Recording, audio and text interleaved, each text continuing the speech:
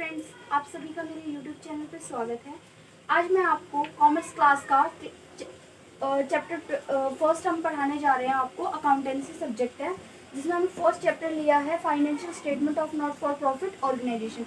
नाम से आपको थोड़ा सा तो माइंड में आ ही गया होगा कि हम किस चैप्टर के बारे में बात कर रहे हैं। नॉट फॉर प्रॉफिट ऑर्गेनाइजेशन वो चैप्टर है जिसमें हम बात करेंगे उन संस्थाओं के बारे में जो प्रॉफिट ना अर्न करने के लिए काम करती हैं, जिनका मेन मोटिव होता है सर्विस प्रोवाइड करना, किसी की हेल्प करना या एजुकेशन प्रोवाइड करना।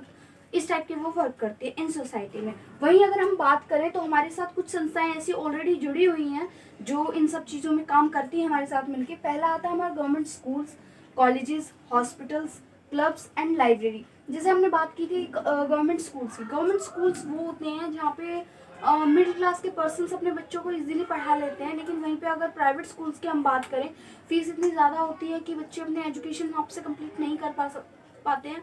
हर बंदे की इतनी सैलरी या इनकम नहीं होती है कि वो अपने बच्चे को हाई क्लास स्कूल में पढ़ा सके। तो वहीं हमारे कुछ गवर्नमेंट स्कूल्स होते हैं जो एजुकेशन की सर्विस प्रोवाइड करते हैं। वहीं अगर हमारे हॉस्पिटल की अगर हम बात करते हैं तो प्राइवेट जो हॉस्पिटल्स होते हैं वहाँ के हर चीज़ के एक्सपेंसेस बहुत ज़्यादा होते हैं। प्राइवेट स्कूल्स हो गए, हॉस्पिटल्स हो गए, उस टाइप से। तो हॉस्पिटल में क्या होता है कि जो मेडिसिन होती हैं, जो डॉक्टर की फीस होती है बहुत ज़्यादा होती है, तो वहाँ पे भी लोग मिडिल क्लास के पर्सन इजीली इलाज नहीं करवा पाते। दैट्स वाई हमारे जो गवर्नमेंट हॉस्पिटल्स होते हैं वो यहाँ पे हेल्थ की सर्विस प्रोवाइड करते हैं। ठीक है। क्लब्स होते हैं, ये खेल मनोरंजन हो गया, यानी उन कुछ क्रिकेट वगैरह का गेम हो गया, किसी भी टाइप का गेम लगा लो आप, एज अ जो इंटरटेनमेंट के लिए यूज़ होते हैं सर्विस हमारी, वो हमारी क्लब्स प्रोवाइड करती है। वहीं हमारी लाइब्रेरी की हम बात करते हैं। लाइब्रेरी हमारा उसमें आता है जैसे कि अगर कोई बंदा है वो पढ़ना चाहता है बट उसके पास इतना पैसा नहीं होता है कि वो इतनी महंगी महंगी बुक्स खरीद सके। जो लाइब्रेरी होती है वहाँ पे हर प्रकार की बुक्स अवेलेबल होती है। बंदा थोड़े बहुत चार्जेस दे के वहाँ से बुक ले सकता है, देन उसकी अपनी पढ़ाई कंटिन्यू कर सकता है। वो चीज़ें हैं जो आप अपनी पढ़ाई कंप्लीट होने के बाद वो बुक्स आप रिटर्न भी कर सकते हो और वो इजीली रिटर्न हो जाती है ताकि वो आगे किसी बच्चे के काम आ सके। ठीक है। अब हम अपने चैप्टर को आगे लेके चलते हैं। वहीं हम बात करते हैं business and profit and loss account. ये अकाउंट वो होता है जो हमारी जो नॉन प्रॉफिट ऑर्गेनाइजेशन है वो ओपन नहीं करती है। ये अकाउंट ओपन करती है प्रॉफिट ऑर्गेनाइजेशन जो सिर्फ प्रॉफिट अर्न करने के लिए काम करती हैं सोसाइटी में। क्यों? क्योंकि उनको अपनी जो इनकम होती है उसका भी देखना होता है, एक्सपेंसिव भी देखने होते हैं। तो business account and profit and loss account profit कमाने वाली संस्था ही ओपन करती हैं, क्योंकि उनको ये देखना होता है स्टार्टिंग एंडिंग में जाके ईयर की कि उनके जो एक्सपेंसेस हैं वो इनकम से ज़्यादा हैं या कम है। क्योंकि उनको आगे जाके जो उनके प्राइवेट कंपनी में जो पार्टनर्स होते हैं ना, उनमें वो जो इनकम खर्चे होते हैं वो डिवाइड करने होते हैं, जो प्रॉफिट होता है वो डिवाइड करना होता है। और वही हमारी जो नॉन प्रॉफिट ऑर्गेनाइजेशन है उसमें ऐसा कुछ नहीं होता है। उसमें जो सदस्य होते हैं वो इनके जो प्रॉफिट के हकदार होते हैं वो नहीं होते हैं। बिकॉज इसमें जो प्रॉफिट अर्न होता है ना, जैसे कि हमारे फॉर एग्जांपल कि कुछ सदस्य हैं जो इसमें पार्टनर हैं, पार्टनर होने के बावजूद अगर बाई चांस उन्होंने जैसे थोड़ा थोड़ा पैसा इसमें मिलाया है, मतलब दान दिया है, चंदा दिया है या जो भी लगा लो, तो वही अगर जैसे एक्सपेंसिव उनके कम है और इनकम ज़्यादा है, तो जो एक्सपेंसेस हैं वो इनकम में से लेस करने के बाद जो इनकम बचती है ना, उसको कैपिटल ना मान के वो कैपिटल फंड ना बनाकर उसको आगे ऐड कर देते हैं, आगे की कैपिटल में, नेक्स्ट ईयर की कैपिटल में जोड़ दिया जाता है जो आगे काम आता है। क्योंकि इसमें क्या है, चंदा दान रोज रोज तो नहीं मिलता है, वो कभी कभार मिलता है। एक मोटी रकम जो होती है कोई कोई दे के जाता है, थोड़ा बहुत चंदा डेली मिल जाता है, बट जो मोटी इनकम होती है या बड़ी राशि होती है वो बहुत कम मिलती है। बहुत रेयर चांसेस होते हैं कि वो बार बार मिले। तो इस वजह से वो कैपिटल फंड के नाम से आगे जोड़ दी जाती है आगे संस्था को चलाने के लिए। ठीक है। चलिए अब मैं आपको इसकी कुछ विशेषताओं के बारे में और बता दूं ताकि आपको इस चैप्टर के बारे में थोड़ा और डीपली क्लियर हो जाए। ठीक है। इसका मेन मोटिव क्या होता है, किस वजह से ये संस्था आगे काम करती है। तो इसका मेन मोटिव होता है कि ये सर्विस प्रोवाइड करती है। लाइक सर्विस भी अलग अलग टाइप की होती है, जैसे मैंने आपको बताया था स्कूल्स कैसी सर्विस प्रोवाइड करते हैं, हॉस्पिटल अपनी सर्विस प्रोवाइड करता है, क्लब्स अपनी करता है, लाइब्रेरी अपनी करता है। सर्विस अलग अलग होती है सबकी। ठीक है। वहीं ये किस फॉर्म में होते हैं, किस फॉर्म मतलब किस टाइप की ऑर्गेनाइजेशन होती है या किस टाइप से ये वर्क करती है। ठीक है। इसका चैरिटेबल ट्रस्ट और सोसाइटी के रूप में ही होती हैं। लाइक चैरिटेबल ट्रस्ट होते हैं, कुछ सोसाइटीज होती हैं, उनके रूप में ये स्थापित होती है। और इनका अंशदान होना, देने वाले जो होते हैं, जो इसमें दान देते हैं, जो इसमें चंदा देते हैं वो इसके पार्टनर्स बन जाते हैं। इसमें ये नहीं होता है कि तुम्हें 1-2 लाख रुपए देने हैं तब आप हमारे पार्टनर बनोगे। कोई फिक्स अमाउंट नहीं होता है। कोई बंदा 3 लाख रुपए, कोई बंदा 4 लाख रुपए, कोई 50,000 रुपए, कोई 10,000, कोई 5,000 ऐसे देकर भी इसका अंशदान बन सकता है, क्योंकि वो एक सर्विस प्रोवाइड करना चाहता है। उसका मेन मोटिव उसका भी यही है कि ये संस्था जिस चीज़ के लिए कार्य कर रही है या बच्चों का एजुकेशन प्रोवाइड कर रही है, तो इसमें कुछ सहायता मैं भी कर सकूँ, और वो इस चीज़ के सदस्य बन जाते हैं। ठीक है, अब इसका नेक्स्ट वो है इसका आय का साधन क्या होता है। जैसे हर एक चीज़ होती है कि अगर हम कुछ चीज़ चला रहे हैं तो उसके लिए हमें पैसे बहुत ज़रूरी होते हैं। अब पैसे कहाँ से आ सकते हैं? अब प्राइवेट ऑर्गेनाइजेशन होती हैं वो तो जो उनके बंदे होते हैं, पार्टनर्स होते हैं, उनसे इनकम ले लेती है कैपिटल के रूप में कि भाई अगर आपको हमारे पार्टनर बनना है तो आपको इतनी अमाउंट देना पड़ेगा, दैट्स वाई हम आपको पार्टनरशिप देंगे अपनी। तो कुछ होती हैं रेगुलेशंस जो पार्टनरशिप डीड में लिखा हुआ होता है, वो मैं आपको आगे चैप्टर में पढ़ाऊंगी। इसी बुक का है ये चैप्टर। अब आय का मुख्य साधन इनका यही होता है कि कुछ बंदे दान दे देते हैं, कुछ चंदा दे देते हैं, कुछ सरकार के द्वारा फंड्स आ जाता है, कुछ प्रोग्राम्स के द्वारा जो सरकार फंड दे जाती है तो उसके द्वारा ये कार्य करती हैं, तो उसका जो अमाउंट्स आता है उससे ये संस्थाएं चलती हैं। इसमें जो प्रॉफिट होता है क्या उसका बंटवारा होता है? नहीं। क्यों? क्योंकि जो प्राइवेट कंपनीज होती हैं उसमें अगर प्रॉफिट होता है तो उसका जो बंटवारा होता है वो करना जरूरी होता है। क्यों? क्योंकि उन लोगों ने काफी अच्छा अमाउंट कैपिटल के रूप में संस्था में दे रखा है, तो वो लोग वेट करते हैं कि कब कंपनी का एंड आए और हम सबका हमारा प्रॉफिट डिवाइड करके हमें दे दिया जाए, क्योंकि वो एक प्रॉफिट के बेस पे वहाँ पे काम कर रहे हैं, क्योंकि उनका मेन मोटिव ही ये है कि वो प्रॉफिट अर्न करने के लिए काम करते हैं। लेकिन हमारी जो संस्था है नॉन प्रॉफिट ऑर्गेनाइजेशन, वो लाभ ना कमाने के लिए कार्य करती है। तो इसका क्या मोटिव होता है? क्या इसके सदस्यों को प्रॉफिट मिलता है? इसके सदस्यों को प्रॉफिट नहीं मिलता। तो इसका प्रॉफिट जो होता है वो कहाँ जाता है? इसका प्रॉफिट जो होता है वो लाइक जैसे कि इनका जो एक्सपेंसिव है पूरे साल के वो बहुत कम हुए इस साल, लेकिन जो इनकम आई है वो कुछ जैसे डोनेशन इतना अच्छा खासा आ गया है कि इनके पास काफ़ी अमाउंट है, तो जो अमाउंट होता है एक्सपेंसेस का वो इनकम में से लेस करने के बाद जो अमाउंट बचता है वो कैपिटल ना करके वो कैपिटल फंड अकाउंट में जोड़ दिया जाता है, जो उनके आगे काम आता है, ना कि सदस्यों में बांटा जाता है, क्योंकि वो आगे उनको सदस्य संस्था चलानी है। ठीक है, ये चीज़ होती है। उसके बाद ये अकाउंट्स, क्या ये ऑर्गेनाइजेशंस भी अकाउंट्स बनाती हैं? ये अपने अकाउंट्स बनाती है। जैसे profit organisation business and profit and loss account बनाती है। क्यों? क्योंकि इनको अपने प्रॉफिट और लॉस देखने होते हैं, क्योंकि आगे इनको पार्टनरशिप में वो डिवाइड करने होते हैं प्रॉफिट।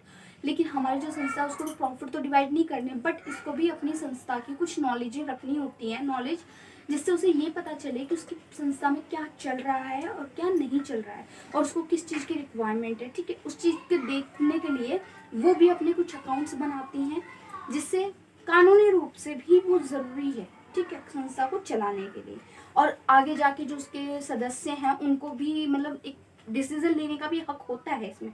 क्यों? क्योंकि या तो उन्होंने चंदा दिया या कुछ भी दिया हो, बट वो पार्टनर तो है ना इस पार्टनरशिप में, इस संस्था में, तो उनको भी डिसीजन लेने का हक है। और वो डिसीजन किस बेस पे लेगी? जब उसके कंपनी के अकाउंट्स ही नहीं है, तो अकाउंट्स बनाना एक कानूनी रूप से भी ज़रूरी है, ताकि वो आगे अपना डिसीजन रख सके कि भाई इस कंपनी में हमें ये चीज़ों की रिक्वायरमेंट लग रही है, तो इस चीज़ के लिए हम इतना कर सकते हैं, इस चीज़ के लिए हम ये कर सकते हैं।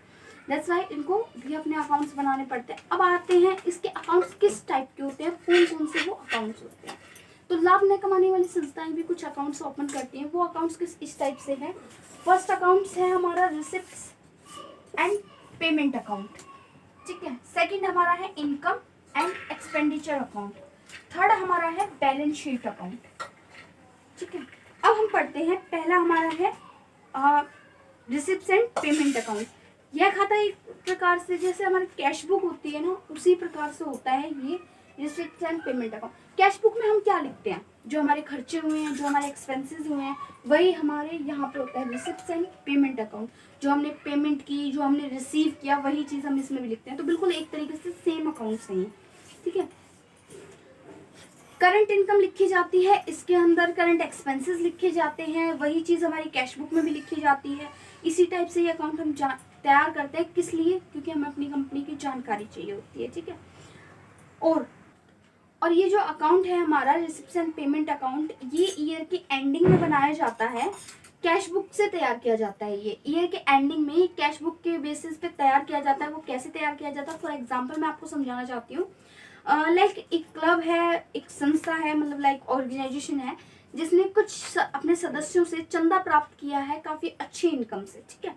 उसने काफ़ी अच्छी इनकम से चंदा प्राप्त किया है और करती आ रही है, और वो टाइम टू टाइम डेट के हिसाब से वो अपनी जो कैश बुक होती है उसके अंदर वो चीज़ चढ़ाती जा रही है कि भाई आज हमने इस बंदे से इतना अमाउंट इसने डोनेशन में दिया, इतना अमाउंट इसने डोनेट किया है, इतना अमाउंट इसने डोनेशन दी है, ठीक है। वो चीज़ हमें मिलती है।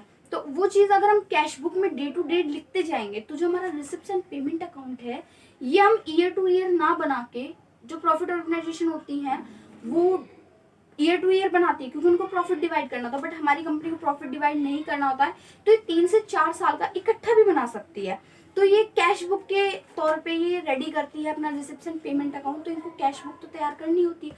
अब अगर कैश बुक में इन्होंने हर अमाउंट को डे टू डे लिखा हुआ है तो ये अपने रिसिप्ट एंड पेमेंट अकाउंट को इजीली प्रिपेयर कर सकती है क्योंकि इन्होंने टाइम टू टाइम वहाँ पे हर चीज़ मेंशन की हुई है।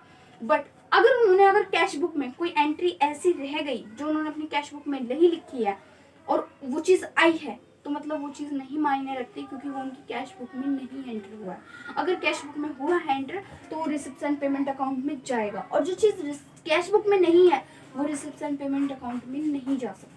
तो ये था हमारा रिसिप्ट एंड पेमेंट अकाउंट, ठीक है। अब हम पढ़ते हैं इनकम एंड एक्सपेंडिचर अकाउंट।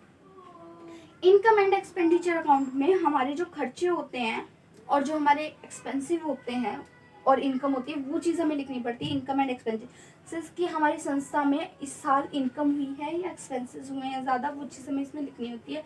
इससे हम कंपनी की उस स्थिति के बारे में जानते हैं कि हमारी कंपनी ने इस ईयर या इस ईयर की एंडिंग तक हमारी कंपनी ने प्रॉफिट अर्न किया है या लॉस में चल रही है हमारी कंपनी, ठीक है।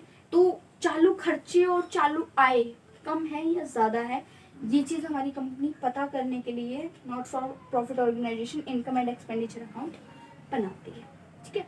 अब हम सेकंड में चलते हैं बैलेंस शीट अकाउंट पे। बैलेंस शीट अकाउंट क्या होता है? बैलेंस शीट अकाउंट में हम प्रॉफिट अर्न करने वाली जो संस्थाएं होती हैं वो बैलेंस शीट अकाउंट बनाती हैं, बट प्रॉफिट ना अर्न करने वाली संस्थाएं भी उन्हीं के जैसा एक बैलेंस शीट अकाउंट बनाती है जिसमें वो 2 टाइप की हमें चीज़ें लिखनी होती है। एक साइड होता है हमारा एसेट साइड और क्रेडिट साइड होता है हमारा लायबिलिटी साइड, ठीक है। लायबिलिटी साइड्स में हमें क्या लिखना होता है, क्रेडिट एसेट साइड्स में हमें क्या लिखना होता है, वो चीज़ मैं आपको क्लियर करती हूँ। एसेट्स क्या होती हैं? एसेट्स होती हैं हमारी प्रॉपर्टी, लाइक बिल्डिंग हो गई, लैंड्स हो गई, मशीनरी हो गई, जो चीज़ें एज अ ड्राइंग हो गई वो हमारी होती है प्रॉपर्टी। तो प्रॉपर्टी से रिलेटेड कितने भी एक्सपेंसेस हो गए, कितने भी जो भी रिलेटेड जो भी होगा वो हमारा एसेट साइड जाएगा, और जो हमारा लायबिलिटी साइड जाएगा वो होता है हमारे दायित्व। लायबिलिटी का मतलब होता है दायित्व, कि हमें जो चीज़ें देनी है, लाइक हमने किसी से कुछ सामान लिया जिसमें से जैसे हमने 10,000 का कुछ परचेज किया, 10,000 का परचेज किया, उसमें से हमने 2,000 दिए उसको, 8,000 रुपये हमने उसमें लोन के तौर पे उससे रखा कि भाई तू 10,000 का हमें सामान दे, हम आपको 2,000 रुपये देते हैं और बाकी 8,000 का हम लोन पे करेंगे, ठीक है, लोन के तौर पे। क्योंकि इन प्रॉफिट्स में ऑर्गेनाइजेशन जो होते हैं इकट्ठा अमाउंट नहीं होता है इनके पास, जब चंदा आता है तभी अपने लोन्स वगैरह प्रिपेयर करती हैं, लोन्स देती हैं, तो उसी हिसाब से इनके पास जो अमाउंट होता है वो कैपिटल फंड्स के रूप में होता है, तो कैपिटल फंड से अपना धीरे धीरे सब कुछ चलती है। अब एक मान के चलिए उन्होंने 10,000 का कुछ सामान लिया, उन्होंने 2,000 का सामान लिया, 8,000 रुपये उन्होंने अपने कैपिटल फंड से दे दिया। बाई चांस आगे जाके कुछ ऐसा खर्चा आ गया जो उनको अर्जेंट में ही प्रिपेयर करना है, वो उनको चाहिए पैसे, तो कहाँ से लेके आएंगे? और संस्था के सदस्य तो नहीं मांग सकती क्योंकि वो तो एज ए डोनेशन के रूप में उनके साथ पार्टनर है, नोट अ प्रॉफिट ऑर्गेनाइजेशन के रूप में। प्रॉफिट ऑर्गेनाइजेशन के रूप में अगर खर्चे वगैरह होते हैं तो वो अपने सदस्यों से बेझिझक मांग सकते हैं कि भाई अपनी कंपनी में इतना लॉस हुआ है, ये भरपाई सारे पार्टनर्स बराबर देंगे। बट प्रॉफिट ऑर्गेनाइजेशन में ऐसा नहीं होता है, तो सब चीज़ें मैनेज करके चलनी पड़ती हैं, ठीक है। तो एसेट साइड ये सब लिखा जाता है और loan side, liability side, loans वगैरह जो हमें देने होते हैं वो चीज़ लिखी जाती है। तो ये चीज़ आपको क्लियर हो गई होगी आई थिंक, और नहीं हुई हो तो डिस्क्रिप्शन में आप कमेंट्स करके आप क्लियर कर सकते हैं, ठीक है। अब आगे हम आते हैं एसेट्स में हम क्या किस टाइप की लिख सकते हैं, ठीक है। यदि अगर कोई प्रॉपर्टी हमने इस साल ली है, लाइक ध्यान से सुनिएगा कि अगर करंट ईयर में हमने कोई एसेट्स या प्रॉपर्टी या बिल्डिंग हमने परचेज की है तो वो चीज़ हमने जो पिछली हमारी प्रॉपर्टी थी उसमें ऐड करके प्लस करके, मतलब पिछले ईयर की जो प्रॉपर्टी उसमें इस ईयर जो हमने परचेज किया है वो प्रॉपर्टी ऐड करके हमें एसेट साइड ही पर दिखानी है इस साल की बैलेंस शीट में, इस ईयर की बैलेंस शीट में। और वही चीज़ है हमारी लायबिलिटी के लिए। अब बाई चांस अगर जैसे एक सेकंड ऑप्शन और है, मैं एक सेकंड एग्जांपल और देती हूँ, आपको अच्छे से क्लियर हो जाएगा। ये तो हमने परचेज का एग्जांपल दिया था कि अगर परचेज करते हैं तो कैसा होता है और सेल करते हैं तो क्या होगा।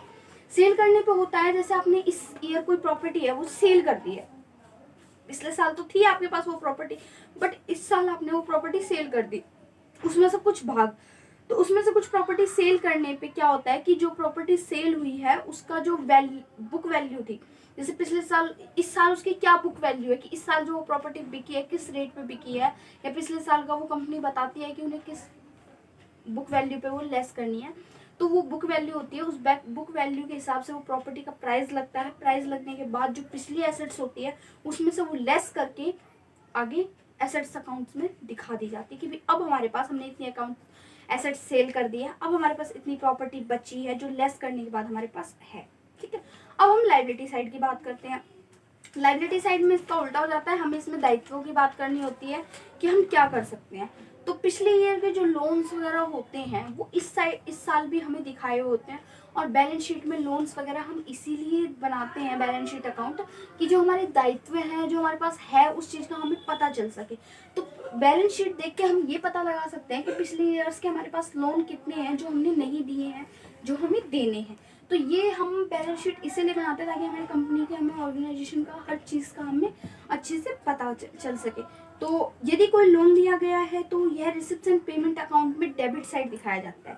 ठीक है, यदि आपने कोई लोन लिया है तो वो बैलेंस शीट जो अकाउंट है रिसिप्ट्स एंड पेमेंट अकाउंट में डेबिट साइड दिखाया जाएगा, और उसे लायबिलिटी साइड भी दिखाया जाएगा विद पूरा अमाउंट के साथ। ठीक है, तो ये चीज़ थी हमारी रिसिप्ट एंड पेमेंट अकाउंट हो गया, इनकम एंड एक्सपेंडिचर अकाउंट हो गया, बैलेंस शीट अकाउंट हो गया, जो हमारी कंपनी ये सब बढ़ाती है। अब इससे आगे जो है हमारे इनके डिफरेंस है वो हम आपको अगली वीडियो में बताएंगे।